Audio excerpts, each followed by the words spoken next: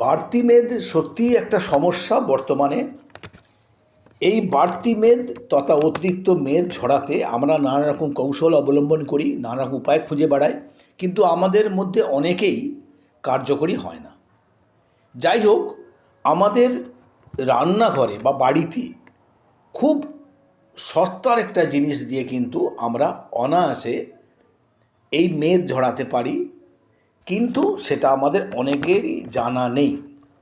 বাড়তি মেদ যেমন ফিগারের শেপ নষ্ট করে, তেমনি নানা রোগের সৃষ্টি করে। তাই অবহেলা না করে বাড়তি মেদটা ঝরিয়ে ফেলাটাই কিন্তু সেও। কিন্তু আমাদের জানতে হবে কিভাবে আমরা এই মেদকে ঝরাবো। শুধু রান্নায় স্বাদ বাড়াতে নয়, দারুচিনি মেদ ঝরাতে বেশ কার্যকর।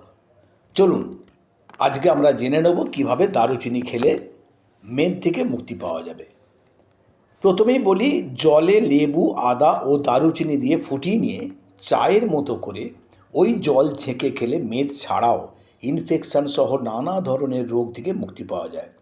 তবে হ্যাঁ, যারা একটু মিষ্টি খেতে অভ্যস্ত, এতে মধু মেশাতে পারেন।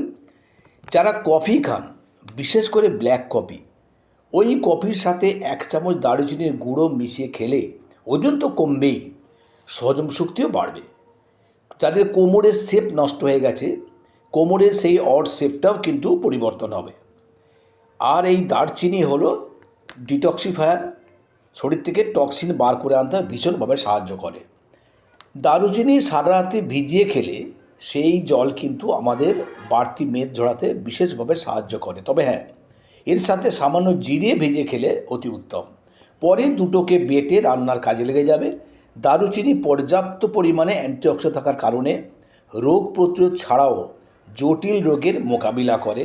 আমরা তাই আজ থেকে শুরু করব এই দারুচিনির জল, দারুচিনির চা, দারুচিনির কফি খাওয়া। এছাড়াও একটা বাড়তি সুবিধে হলো, এতে নানা রকম আমাদের রোগের থেকে মুক্তি পাব এবং এই ভেজানো জিনিসগুলোকে আমরা রান্নায় ব্যবহার করতে পারব। চলুন শুরু করি।